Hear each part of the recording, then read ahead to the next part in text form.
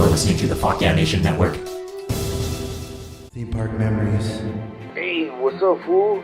Robertland, hey, dog. Hey, what's up? It's fucking Jaime, dog. Hey, I know you're doing that.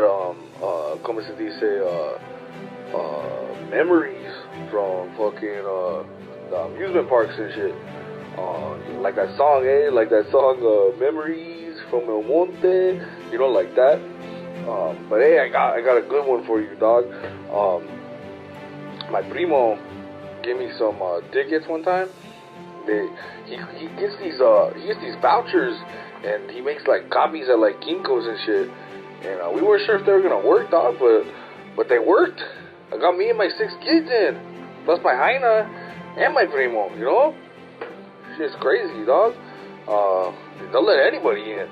But we, you know, of course, you know me, I gotta be pounding in the parking lot. You know, fucking beer's expensive in there and shit. So we're pounding in the parking lot. Me and my primo, a few Cobras and shit. We walk in, and hey, you ever notice that they got the Peanuts gang? Like, you know, I come from my gang. You know, I don't wanna say that on a podcast and shit, but you know, got a few people after me, but they got the Peanuts gang, and hey, that Jaina Lucy, hey, she looks fine, eh? She reminds me of this Jaina I went to high school with. I used to fuck, bro. Lucero. Yeah, dog. Anyway, so I don't know if it was the alcohol or what, but like something in my mind snapped, bro. And I saw Snoopy, and Snoopy is, you know, a rata. So I know a Snoopy. He's a big rata. Ratted me out and shit. So I see Snoopy, and I'm all pedo, so I walk just straight over there, and I just give that fool an uppercut. And Snoopy's head flies off, goes into this crowd of kids, and they're all tossing it around. They're like, oh shit, Snoopy, his head fell off. And all the kids crying and shit. And I thought I was going to get in trouble, you know, just like that time I was at Disneyland. But what I noticed was the guy in the suit. That fool was my homie Casper. I was like, oh shit, hey Casper. And so everything worked out, but Casper got fired and shit. But you know, he's collecting unemployment now. But you know, we still homies. Anyway, I'll talk to you later, dog. Hey, thanks for letting me use this. Leave a message. We'll talk soon. Fool, smoke a blood and shit. All right. Peace. Theme park memories. Hey everybody, this episode of Robertland has been brought to you by the Big Bro Little Bro podcast, where the big bro gives advice to his little bro. Trust me, this line is guaranteed to get you into them panties. Okay. Yeah, I'm gay, so I'd like someone to try to turn me, and you would be perfect. Wow, you're so smart.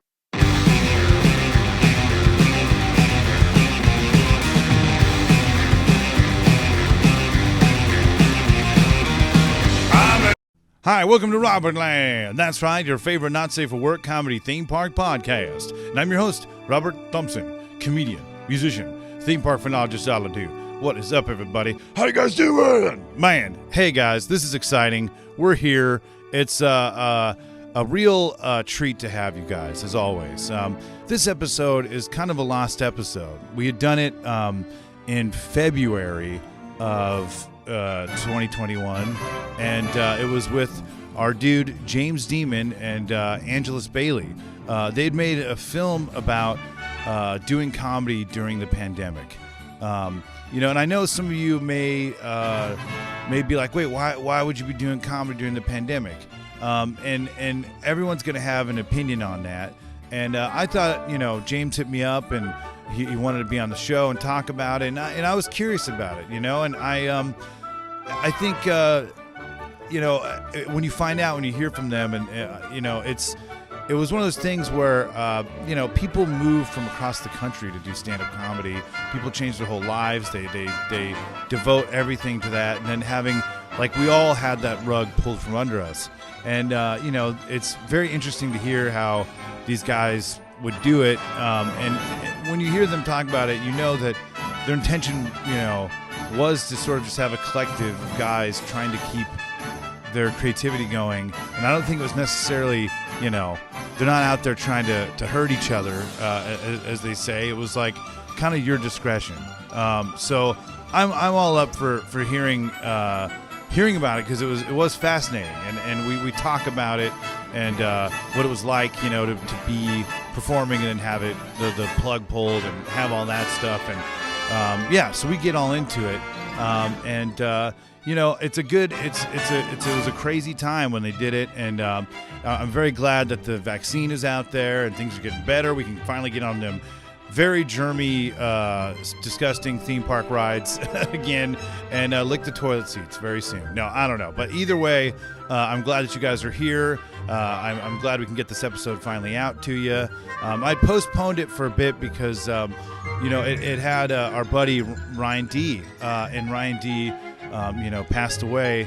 I'm glad that we have some of this footage. It's very precious footage of our boy, and so we can enjoy some more time here with Ryan D on the show.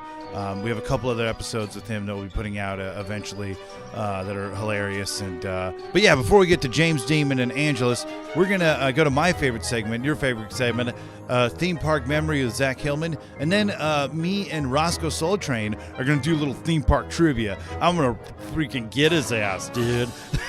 So enjoy a Theme Park Memory Minute with Zack Hillman, and then Theme Park Trivia with me and Ross, and there you go, dude. Enjoy.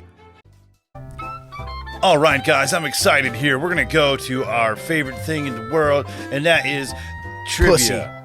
Pussy. Oh, sorry. Hard cock. Well, I don't care what you prefer. I just hope that you guys... Non-binary flaps. Yeah, dude. Wait, no, but they have genitals that belong to other people. I don't know what you're talking about. I don't know, dude. Either way, it's cool. Whatever you choose to do.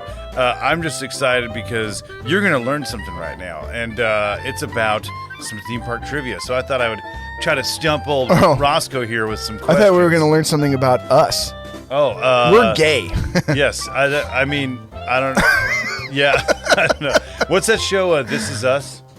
Oh, yeah, I've never seen it. Yeah, I think it's like a Denny. It's like brought to you by the Denny's menu, right? I think so. Yeah, that's what I've heard, like, at least. There's all sorts of people on the show. Moons Over My Hammy is the star, from what I've heard. I thought that was like a sex position. No, that's the star of This Is Us. Oh, okay. Yeah. Duh, dude. Well, fudge brownies, man. I'm excited. All right, we're going to start with our first question here. All right. All right. How many times has Disney World closed its gates? A, once. B, 3 times. C, 5 times. Or D, 7 times. Whoa, that's a tough one. Okay, so I'm going to say that because of hurricanes or like tropical storms, things like that nature, I'm going to say, I don't know the answer to this, but my guess would be 7 times. Well, man, you are not close at all, but you are. B, in Florida, Walt Disney World has closed its gate only 7 times. 7 times? I said 7 times. Oh, wait. Oh, oops. Duh. Yeah. Okay, you're right. All right. I'm cool, wrong. cool. Yeah, Woo! you're right, dude. So, yeah, in Florida, Walt Disney World has closed its gate only 7 times. Hell yeah. The Disney parks went nearly 28 years without an unscheduled closure until Hurricane Floyd came barreling down in 1999. The parks were closed during the wake of September 11th terrorist attacks and, of course, a few months, in the pandemic.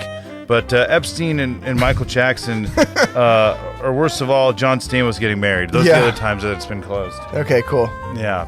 They really closed it when John Stamos got married? No, I'm just kidding. He's not gotten married, I don't think. I think he's a bachelor. John Stamos? I think so. Yeah, well, that makes sense because we've been gay with him. Yes. So there you go. I mean, you can still get married and be gay. I mean, come on. It's way past 2008, dog. Yeah. But speaking of... We're married to John Stamos. How did I forget that they closed down Disney World for us when we married John Stamos? Yeah, dude, what happened, man? It's all that DMT that you've been doing. All right, so what is the biggest amusement park in the world? A, Walt Disney World Resort in Orlando, Florida. B, Dubai Land in Dubai. C, Universal Studios Orlando. Shit. Well, I think that because of the scale of what they wanted Dubai Land to be originally, because I know a little bit about something, I think that I'm gonna say that it was Dubai Land. Just specific. I'm sure it didn't ever go to that scale, but I'm gonna say that the land that it encompasses would be Dubai Land. That's gonna be the one. Well, my friend, you are almost right, and you are wrong. It is Walt Disney World. Interesting. Yeah, Okay. Walt Disney World is 15,008 hectares. I'm surprised that Dubai Land didn't go like one step further. Yeah, that's true. I know, because But- they're always kind of competing. Yeah. Yeah. A little bigger, better. Yeah, bigger, better. That sounds like some Armenian guy that's my neighbor. Yeah. You know? Man, I love Glendale, and Eagle Rock is a fun place. Then you make Eagle Rock Land pretty soon. It's just meth and no. It's just good coffee and a nice haircut. Yeah, exactly. Man. I love everything that's in Eagle Rock, including yourself, man. But if there's okay, so this is something that you just answer. What's like your ideal theme park ride that hasn't been invented yet, Ross? The one where you get fucked in the ass by a rhino. Really? Yeah, that's the dude, one that right sounds there. awesome, dude. Yeah, just getting the horn. Right, just right in the butthole. Okay, so that's kind of a cool question. Let's see. The ride that hasn't been invented yet? Man. Now that I'm on the spot, it's a difficult one to say. God, it's pretty crazy. I don't know. I just like a lot of animatronics. That's like what I really like in rides is audio animatronics and I was just an animatronic rhino. There you go. Yeah, fucking you in the ass. Yeah. Yeah, just something that's got a lot of animatronics and I don't know, just something that's I just like the well-themed stuff, immersive experiences, good smells. What about like educational rides where you learn like the metric system? Oh, so like what Epcot used to be? Yeah, pretty much. Yeah. I don't know. No. Yeah. Nope. Yeah, well, I love that, dude. Well, guys, you heard it here first. Rhino Land coming soon. Yeah. Yeah. Take the horn. Yeah, and grab it. Yeah, Both hands. Yeah. But guys, this has been a very fun theme park quiz with Rossco Soletrain. All right.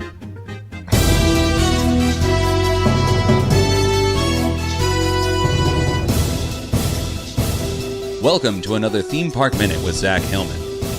One of the odder Walt Disney World facts is how many people wish to have their ashes scattered around the park. It's such a common phenomenon that Disney World has cleaning protocols in place and employees designated to this specific task. And they are, by far, the most magical hazmat squad on Earth.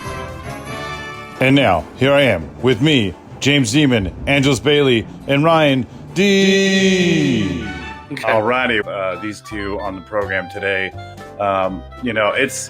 It's been a minute trying to get this together, and just like the spirit of your documentary, we made it happen. Despite whatever's going on, we made this shit happen. So it's a pleasure to have you, Angelus Bailey and Mr. James Demon in the building via StreamYard, a Zoom knockoff. What's up, guys? How you doing? Yeah. Fantastic. Good. Heck Thank you for yeah. having us. It's awesome, man. This is a great setup. We're stoked to be part of it. So this is just Well- excited to be able to tell anybody we can about this documentary we've been working on. So that's Yeah, really it's awesome, man. And I grew up like, being in goofy punk rock bands. I did public access television, and the way I look at like documentaries, it's like it really is always kind of do it yourself, and especially like what you guys are doing, like during all this craziness. It's just I'm really excited to talk about that, and it's I have so many questions, and I'm sure there's so many stories, but obviously this show, it's a theme park comedy podcast, so we talk about everything. We talk about life, we talk about comedy, theme parks, everything in between. I fancy myself as a big film buff. I'm wearing a David Lynch shirt for all my pretentious followers, with Dennis Hopper from one of my favorite films, Blue Velvet. So I'm a big nut with movies and people that kind of take chances. It's always very interesting, and I feel like you guys really took a chance doing this documentary. So I want to talk about that. But so real quick though, I know James. We've had James on the show before. He rose some hell, and obviously you guys. So you're from Ohio, James. We talked about Cedar Point. Cleveland. Yeah. Cleveland, yes. To be specific, Cleveland, Ohio, up in the building. And then in Angeles, I don't know much about you, so I'd love to ask, where'd you grow up?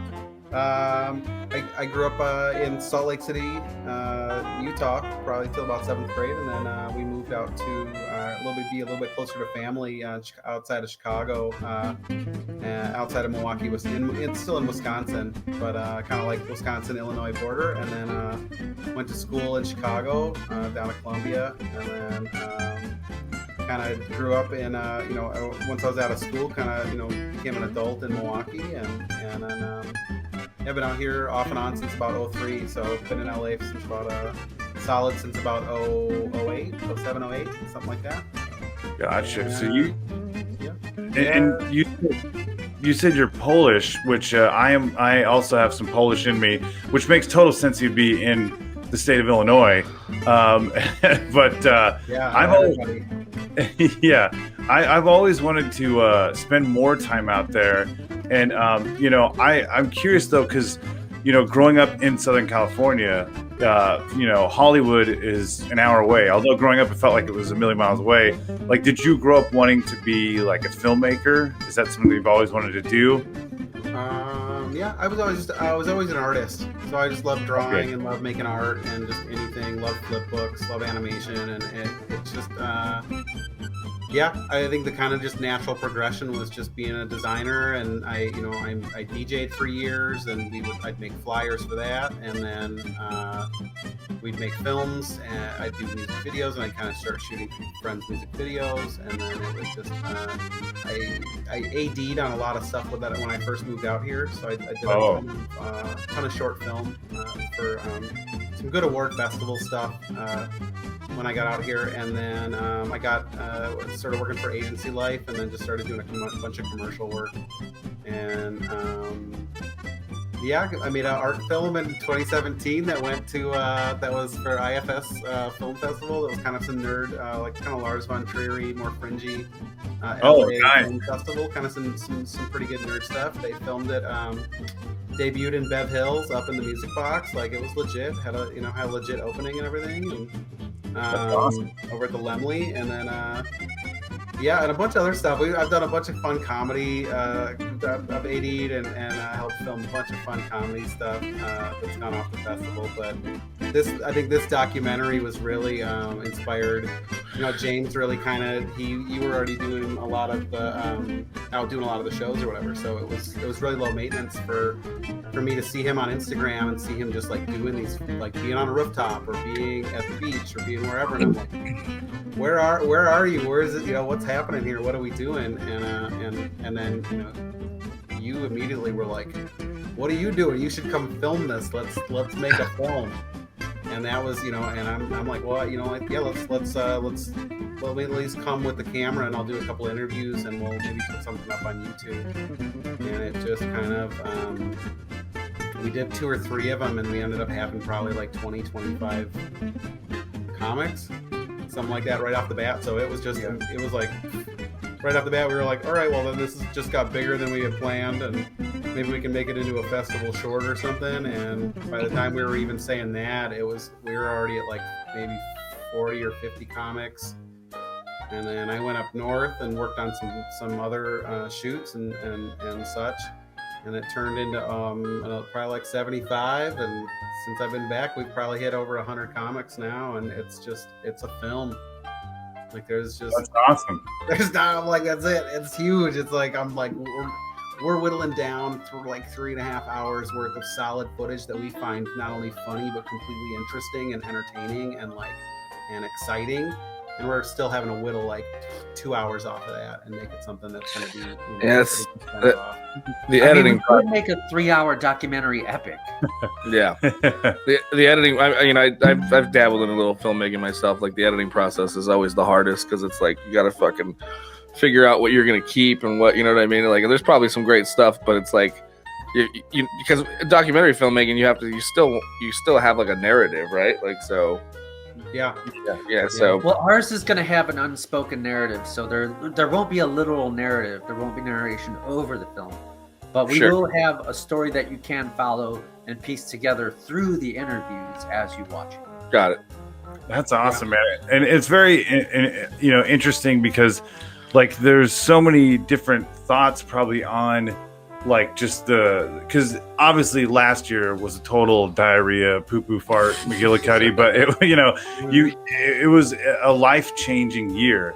And so, I think doing, like, keeping things going and stuff, it's interesting. People want to hear about this. Like, they want to hear about the, like, seedy sort of back room. I mean, not that it's seedy, but just like they want to hear about like prohibition. They want to hear about, and for a minute, stand-up was illegal. It was like Pretty you much. couldn't do it anywhere. I mean, like you said, previously, like that, it was you would do a show and then a week later it would be gone. What was it like at the beginning, James, when you were like hitting the mics and stuff? Was it just like It was exciting. It was very exciting. There was the feeling of we're not supposed to be here. It was very punk rock.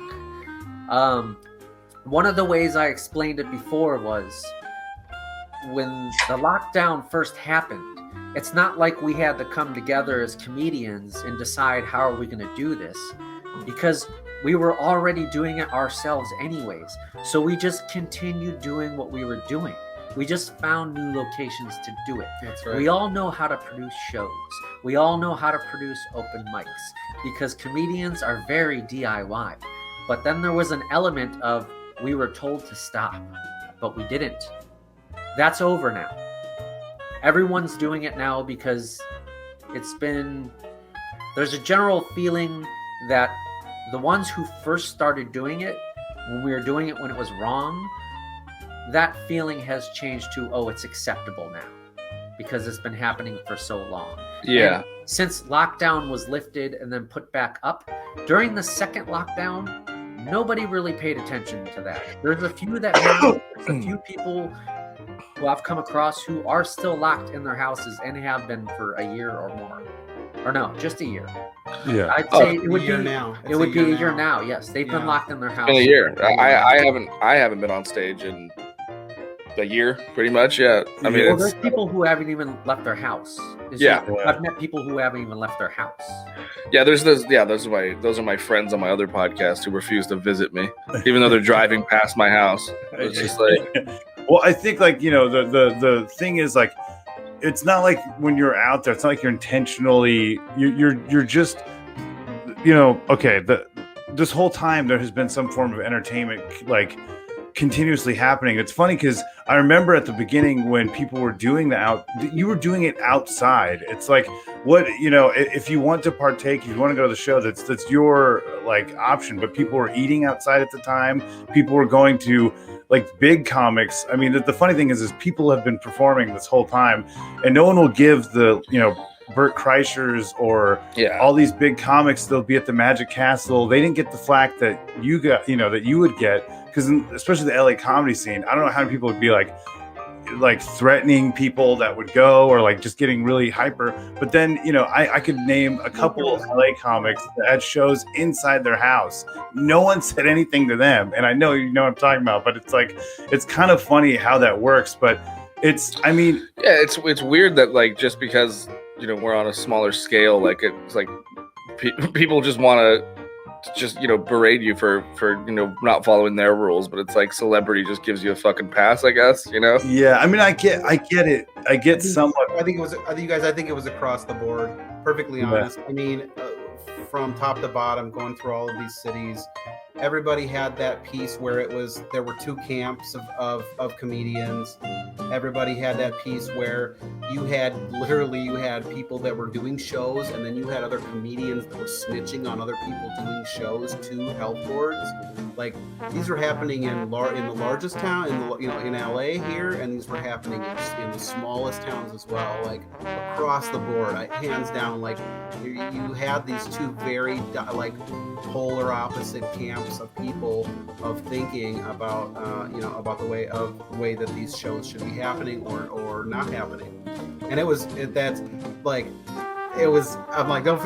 not to not feel special, but literally it was so wild to, like, when you go through and you interviewed these people, it would be like the exact same issues that you were coming into between two comedians or two camps of comedians that you would see on a larger scale. And in LA, we saw multiple circles of that. You know, you're seeing it in like 3 or 4 different groups where that's kind of, you'll see odd dynamics that happen. And then San Diego was a whole nother mess. So yeah, no, I think it's really, it was wild to see. It was wild to see just people being really full polar opposite as far as their beliefs and as far as how far they wanted to go with what they felt was comfortable and what they felt that other people should feel comfortable. It's just a new redux version of McCarthyism. Yeah. You know, people think they're being heroes by tattling. You know? Yeah. And as time has shown, there wasn't a wild spread of COVID outbreak amongst the underground. Yeah, it was like, yeah. It's not like we were going to these places to film and then all of a sudden we'd hear that everyone's getting sick. That wasn't happening. So we just, as comedians, we just kept performing. Because if we had felt that it was that deadly and we were watching our peers get sick and die, then we would have stopped. But that wasn't happening. Yeah. We were just seeing life continue as usual. Right. I So would neither. be more, if I would be more like if they were like, here's an EBT card for snacks that is good for $500 every time you snitch on a comedian. I would be like, fuck, man, I'd have like 10K. I'd be eating like a king. I gotta say, the EBT really came through this this quarantine season. Where's your cheers at? Cheers, dude. Yeah. Actually, wait, can you get that on camera for James? Oh yeah. Where's that thing? Yeah. Oh, nice. It's fun. It's not in the reverse either, too. Sometimes you'll get it with the cameras. Yeah. Yeah, no, these are actually pretty good webcams here. So yeah, I'm like, which version of you am I seeing? Is it everything's the mirror alt version of everything now? So. But so neither of you actually caught COVID? No. No, I've had 7 tests so far, and I've probably made out with another 3 chicks. Yeah. That's probably like 10. I mean, I should have had it so many times if we're talking about, hooking up and stuff. I don't even know. Yeah. I don't know how. Well, they tested right away. And to be fair, it was really only 2, and then the other one I traveled with. But we traveled long enough, and we shared joints. So I was like, by the end, she got a test as soon as we got her there, and then she was negative. So I was like, yeah, it's pretty much me negative. So. Man, it's funny because the whole the course of that last that spring to summer was nuts because you had some comedy clubs open. You had in San Diego, right? American Comedy Company was open, and I remember I saw Nathan down there at American. It's awesome. Yeah, I saw he did something kind of clever because at the time protesting was legal, right? But then he did. He said that comedy. It was like comedy is protesting. Yeah, they used it, which was pretty clever. Right. Yeah. But they still got shut down anyways, right? During that time. Yeah, I mean they ran it as hard as they could. I think that was really the magic of it. They were like, how hard can we push this to stay open, and how hard can we push the First Amendment? And I think that they proved a really solid point down there. And they're back. Aren't they back open again though? I'm pretty sure I'm pretty sure San Diego's back. That last kind of lift or whatever. I think places because I've already gotten emails to do gigs down there too. Oh yeah, great. Yeah, and I've been I know I have because I've been seeing the lineups for their open mic on the Instagram as well as the other messes or whatever. So I know they're definitely doing some work. Yeah. So what was the most kind of interesting place that you did stand up or saw stand up during this? What was the most random spot? Was there anything kind of peculiar like a Denny's, like a rub and tug massage parlor or something? Is there? Yeah. Welcome to Comedy at the Glory Hole. I don't know. Was there something like that was just weird? Was there a lot of house stuff?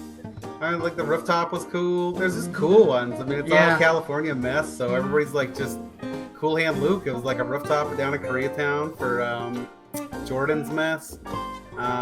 Beach, Mary, Romeo, and then she's also doing the Mint over there as well, or she was kind of working with the Mint with Escobar and everybody. And Like, what were some odd ones? Oh, Clown House. Clown House was very weird. Clown House is weird. If you guys I like want to go that check out a place. place, go check out Clown House. Clown House is so. Oh, man, just a really unusual, creepy vibe. It's fantastic. Yeah, well, Where's Yeah. that? I have a lot of questions about Clown House. Yeah. Yeah. Let's talk Poltergeist. You're a fan of Poltergeist. Yes. I'm assuming you guys have seen it. Yeah. The original, the clown scene. It's like that, and then it's got more. Oh, And wow. It's got like a ceramic Ronald McDonald in there on a bench. You got Yeah. Jack from Jack in the Box. Jack from Jack in the Box is in there, and then like there's some iconic clown. Some scary stuff too. It's Some right down- creepy it's clowns. Right, yeah, where are you guys at? Not to be too. We're in San Bernardino County. Yeah. San okay, Bernardino. yeah, it's right downtown. This is in Fashion District, like just kind of like the Yeah, the teens I've in, heard of in, Los Angeles and whatnot down there, Mateo. Yeah. Okay. Yeah. Yeah. That sounds amazing. Clown House. I bet they have a great Halloween show there. Really? Probably. Yeah. No, But- it might be out of business. Oh, shit. dang. You know?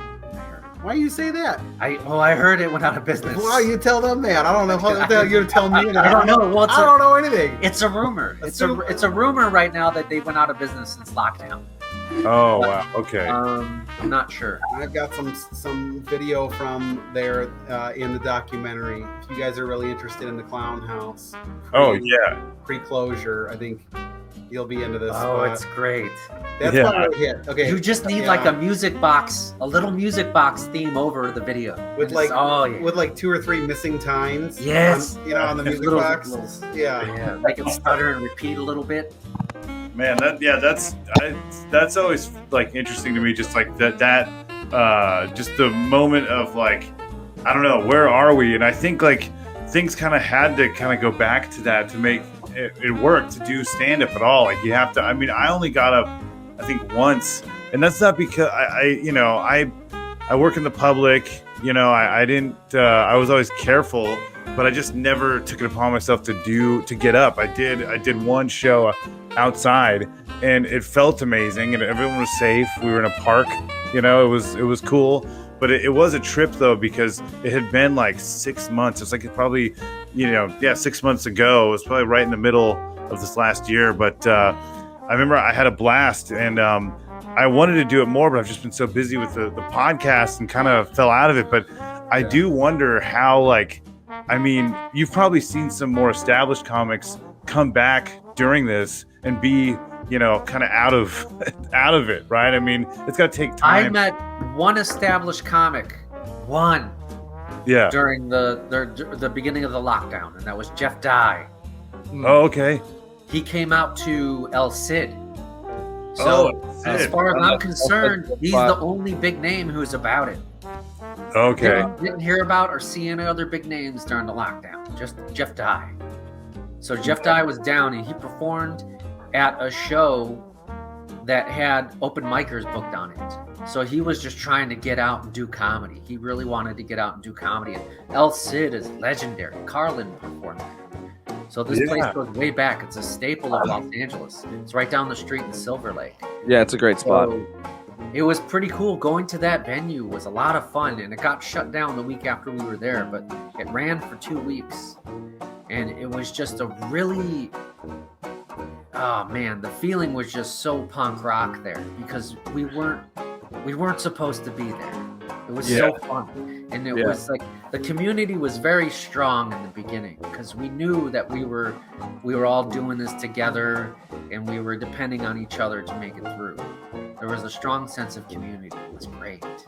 Yeah, that's. And seeing a big name like that, who was just, because he's doing TV spots. He has other stuff he can be doing. He doesn't need to come to these independent shows. But to see a big name like that, it's really uplifting. Like kind of brings everyone's spirits up, Yeah. Oh, yeah. Yeah, that's cool, man. Yeah, I mean, you gotta, especially if that's like your life, like someone like Jeff Dye that was making a living doing this. He's been on Conan O'Brien, like. It's got to be really bizarre, especially at that level, to just stop immediately. It's like that.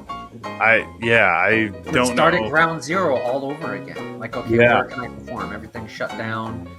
Go back to your roots. Start hitting the underground. Because when you're new, the only place you have to perform is the underground. Yeah. That's all you have to do when you're new. So you have to go back to when you were new and find out how to perform all over again.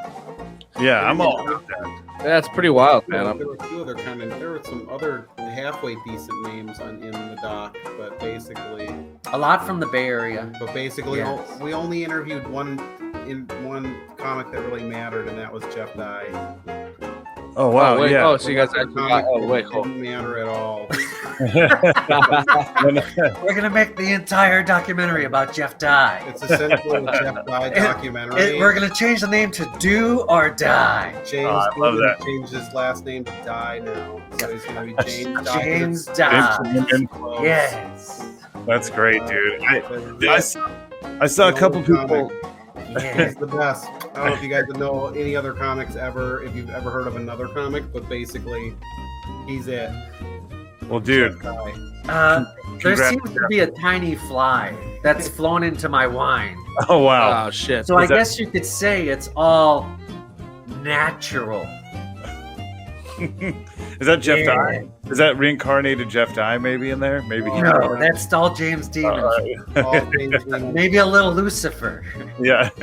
Well, I had heard. I know there's a couple people I know that have. Is Dylan Sullivan in the? Never heard of him. No. Okay. Only Jeff Dye. Okay. Well. Yes, we did get Jeff. We did get Dylan Sullivan. Let's rattle off some names of some people we actually got. Yeah, we got Dylan Sullivan. You got some good names. We got good people through We there. got Matty Chambora. We got Kasim. Eric Escobar. Kasim Bentley. Eric Escobar. Ben Hurwitz. Ben Hurwitz. We got Amir the Miracle. We got Chris Rubio. We got Joseph P. Larkin. We got Ron Bush. William Montgomery. Yeah, William Montgomery. Yeah, we got William Montgomery. That was a good interview. That was really Davis, abstract. Nicky Bone, Nick Simmons, Kate Kennedy. We got Jamar Neighbors. Oh, dude, that's awesome. We got some heavy hitters. We got some great people through here. We got Wendy Wilkins, who's yep. the girl from Driving. Wendy Wilkins? No, the other one from the Driving. The movies are behind her. Driving Miss Daisy. Kim McVicker. We got Kim McVicker. Oh, nice, dude. Kat Alvarado, Nathan Lowe. We got a bunch of SF. The Bay comedians. We also got Brent Pella, Josh Potter. You guys know Josh Potter? Oh yeah, Josh Potter. Jamar Neighbors. Yep. With the same night, we got Brent Pella. We got Jamar Neighbors. That's rad. We got some pretty big names. Stephen Briggs is pretty good. Yeah, Stephen Briggs. We got Love Stephen. Matt Wright. Yes, Matt Wright. We got a lot of good comics in this documentary. There's a lot to look through. But we got Jeff Dye and Jeff Dye. You can't forget. If you guys ever heard of this comedian Jeff Dye, he's pretty big. I have. We got a lot of comedians too who are very big in the underground. Yeah. Whose names you might not recognize. Like one is Fonto. Fonto is a big name in the underground. It's very funny and very edgy. So we have a lot of names like that too. Like a lot of the dominant comedians in the underground who are less known, but are definitely going to be a known name in the near future. Kenny Lyon. Yeah, Kenny Lyon. We got an interview with Kenny Lyon. Yeah, that was a great interview. He's beloved amongst the underground community. Yeah, he's made a comeback, and so we got Mia Mars. Oh, nice.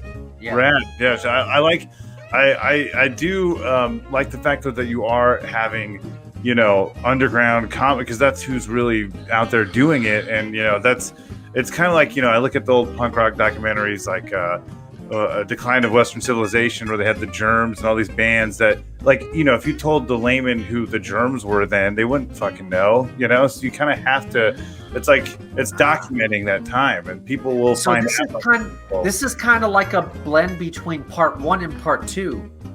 Because in part 2 of Decline of Western Civilization, they covered the mainstream. Yeah, that's so true. We kind of combined. A little mainstream with. You crossed the bridge with Jeff Dye, dude. It's funny. Oh, man, are you kidding me? That's like the bridge over the river Dye. That's I all I got need. Yes. Yeah. Die Kennedy's. Yeah, the bridges of Guy County. Yeah. It's funny. I heard you guys on No One Right Way, which is our on our network, our the Fuck Yeah Nation network. Right on. Our buddies, Rich and Dub B, and yeah. I could have sworn I heard you mention Desert Days, the festival, and the desert. I did.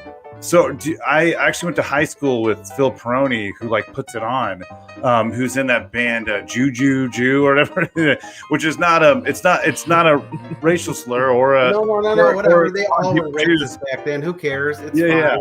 Which is funny that me saying Jew could just be a racial slur, even though I'm just Even though you're Jewish. just saying Jew, yeah. But I don't know. I spelled J-U. It's spelled J-U. Right. How dare you? No. So keep going. Tell me. So you helped produce that film, or what was the? No. I just go way back with Phil, who puts it on, and he's the guy that always did stuff on his own. He always did the DIY thing just kind of comes into play again because Desert Days was a small festival. It was called something else. He did it in Pomona and all these different places, and it's cool to see that kind of take off. But there really is something to doing it on your own, not waiting for the Comedy Store, not waiting for the big. You have to do things. I think especially with the internet world, people. I know a lot of comics and people that just kind of wait. It's no one's gonna find you if you don't go. Yeah, absolutely. There's do a lot your own thing. There's a lot. I think those are the ones, and those are the dudes that are complaining and talking shit and tattling because they're the ones that are waiting for fucking lightning to strike, and rather than actually going out and doing something, Yes, that's what's very pure about comedy. The mess of it, but that's why comedy is the last pure art form. You really have to do everything on your own. And the way it was back in the day is you got discovered and then pushed. But now it's different. Now you not only do you have to do stand-up, but you have to make short videos online. You have to make updates. Maybe I won't do Twitter, but a lot of comedians do Twitter. So you have to have several different platforms where you can display your comedy and pretty much build your own business from scratch. And then after you've already built your business and gained a following, then you get discovered. After you've already built everything on your own. Yeah. So it's a lot different now. Yeah, it's very ass backwards. No way, man. That's how it has to be. It's flipped. No, that's how it has to be. It's like vaudeville. You should be a triple threat coming into it. I'm sorry. Yeah. Well, you don't have your shit together. You don't have three things going. You got to have the internet. You don't song. You can't sing. You can't dance. What can you do? I do agree with having talent, but having your business built, I don't know. And this is what I was doing the half marketing. Now it's just marketing, and it's this, and it's the that. opposite. You're still juggling three things doing. I think blackface. The opposite thing you mentioned. The opposite thing you mentioned.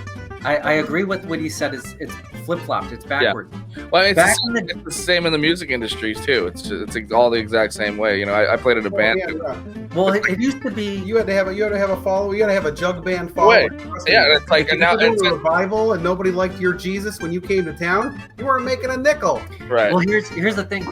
I was telling my friend. It used to be that you needed to go on tour to get your TV spot, but now you need a TV spot to go on tour. Go on tour, yeah. That's how it is. It's flip-flopped. Yeah. TV spots are just another set now. It used to be you got on TV, if you got on Carson, if you got on Late Night, your career was set. Not anymore. That's just another show you were booked for now. Yeah. But that by taking the caliber away from that, I think it makes it easier to actually go on tour though. I think you can do, just as long as you're not picky, you can go on tour and you can do anywhere, just like you guys are. Yeah. It doesn't have to be Los Angeles. No, you can go. You can and wherever. Yeah, exactly. I did a whole tour. From San Diego to Sacramento, back and forth on the coast, last year, 2 years ago, I guess now. But last year, I guess. But and all I did was just do breweries, wineries, and dive bars, and it was I made enough to sustain myself. Dive bars are so awesome. It was fantastic. Yeah, it was great. It was so much fun. covered the spread. Yeah. Enjoyed yourself. That's great, man. Yeah. I think that's really, yeah. I love dive bars. Yeah, There's a that's- dive bar here in LA, the Cinema Bar, and it's just Yeah, I lived in I lived in East LA. I lived in East LA for like 4 years. I just moved out here recently. I'm in San Bernardino now. And out here, COVID is just non-existent. No one gives a fuck over here. So there's a little dive right around the corner that I'm like thinking of starting a little room in. I will come out if you start it. I will come out. Yeah, I mean, I go every day. That's the only thing is I'm a regular there now, so I don't really want to host it though. Well, I'll host it. Man, that's a lot I'll of host work. it. You will need a host. I'll host it. All right, maybe we'll talk about it. Yeah, for sure. Dude, All right. so I'm really stoked to see this and really interested in the documentary though, because it's just such a fascinating, like, just so I love the kind of just sneaky prohibition kind of style. You know, is there any like, I don't know, is there any stories that you could share that was like a show getting shut down like while you were filming? Did that ever happen? Yeah, at Employees Only on Santa Monica. Yeah. Got shut down while it was the end of the night and we were pretty much finished. Yeah. But the show got shut down while the headliner was on stage. Well, they got like a warning violation for being open and being non-compliant. The health inspector showed up on the spot, but since the headliner was up and finishing his set, it was ending anyways, but they were shutting it down. Everybody had a mask on, essentially, except for the headliner. So it was like all staff, all the, everybody sitting at their table 6 feet from everybody else. So it was super compliant. They had all the protocol in place for it to work, like they would now, the exact same run. The only violation was live comedy was happening. Yeah, which is lumped together within the West Hollywood. It's like performance arts. It's with DJing, dancing, and comedy. Yeah, and it was basically, it's a really wild piece. It's like, I don't want to give it away, but it basically, in the documentary we have a really cool piece where the owner comes out and he's gotten the warning, and they're kind of just talking about the inner workings and the dynamics of the city and the way that it really works politically, and what their next steps were in order to ensure that they could do another show, and kind of just making sure that they were still, within the proper guidelines of the city, city health inspectors. And once they got that all lined up, it's fun. It's a really fun. It's kind of just it's a really neat kind of reveal, I'd say, is the best way to put it. As far as their plan. Well, it's kind of silly. It's kind of silly because even before all this COVID stuff, there was a guy going around shutting down comedy shows for hearing aid compliance. Yeah. Yeah. He came to the West Side Comedy Theater. Yeah, he came. He shut down 2 of my shows. Yeah, because he was just this fucking dirtball lawyer that would go around and check if you were doing any sort of live entertainment. You in the state of California, you have to have these hearing devices for the hard of hearing, and if you don't, then you're not allowed. And nobody has that shit. Nobody. But it's you're breaking the law so he would roll into my fucking comedy shows and then write a citation or some shit to the owners, and then they'd have to go to court for it. Wow. That happened to a lot of people. I know, and it's crazy. I wonder if he ever went to like a strip club and shut that down. He just waited the whole night though. He got a lap dance. He's like waiting. The strippers know sign language, I guess. When she was grinding on me, I couldn't hear her whimpering because of the affection she never got from her father. Man, I don't know. I'm excited. Where do you guys want to take the movie? What's like the end goal you like to see? Just where would you like to see the movie at?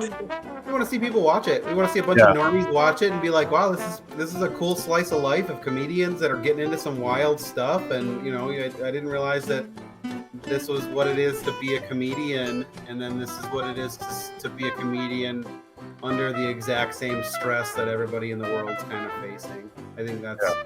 It's the same, it's basically the exact same thing that everybody else is going through right now, but it's it's from a slice of life of comedians and kind of what they're doing to still. Yeah, I mean, I think it's a brilliant idea to really give people this, not only just during COVID, but like just an idea of what we have to go through as like as an underground scene and had to continue to keep the scene alive. So I think it's a wonderful idea.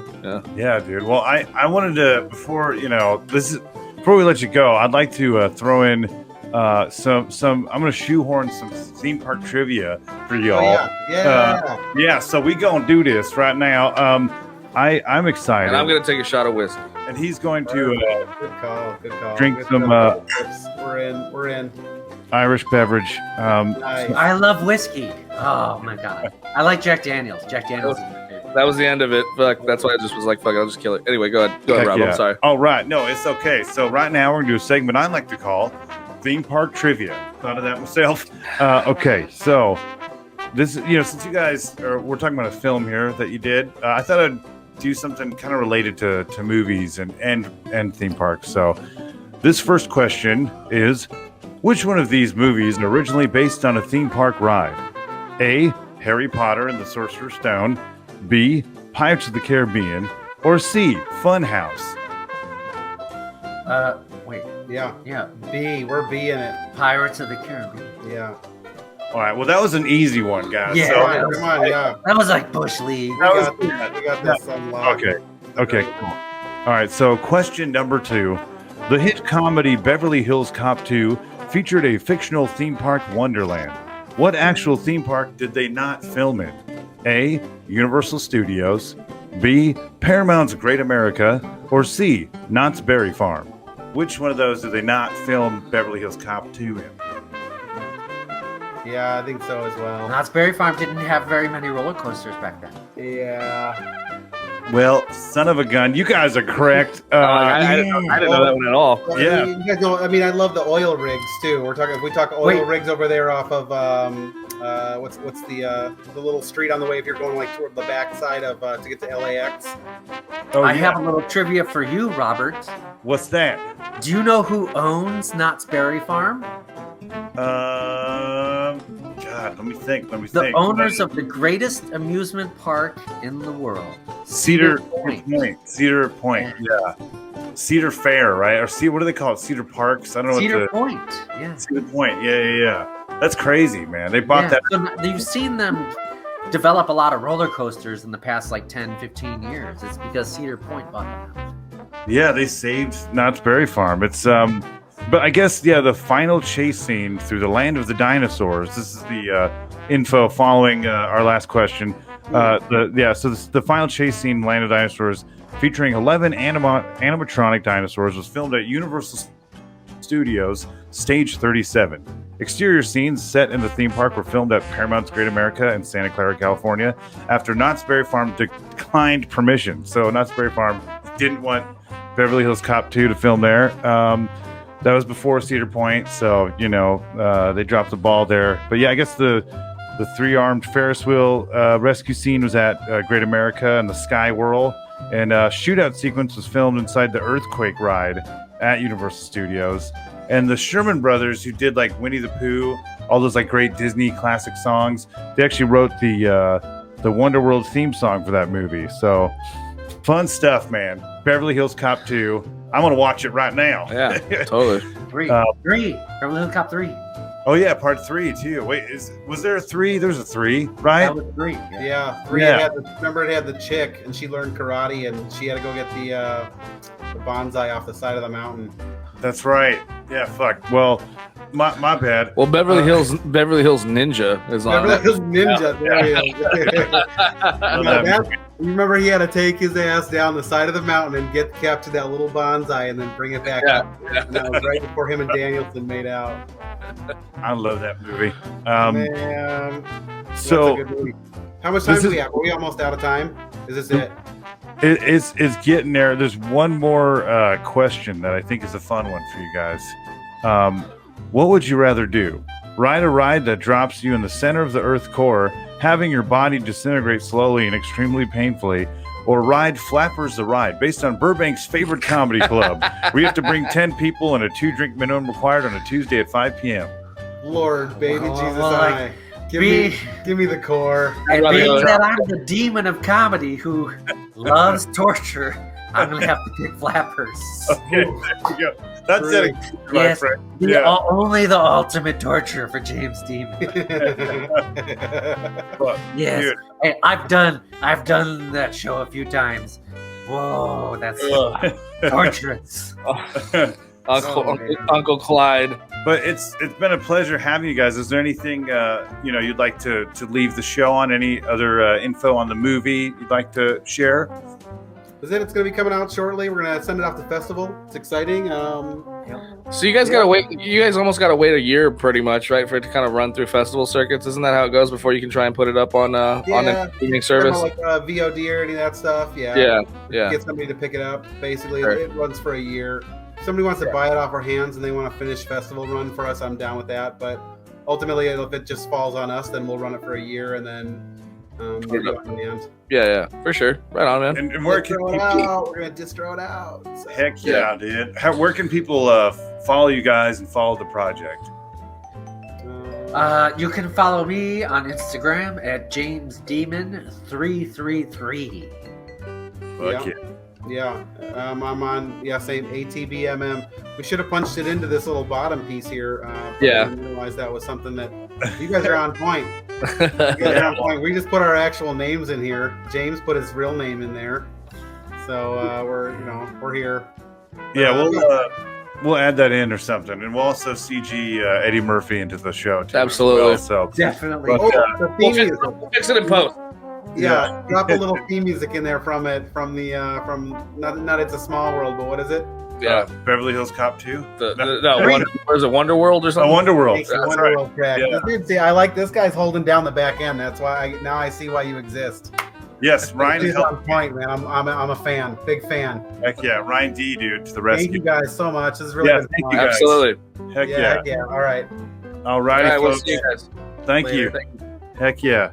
Now, how do we go by? Now should we just do this for like 7 leave, minutes? We but can it says leave. it says leave studio. Leave studio.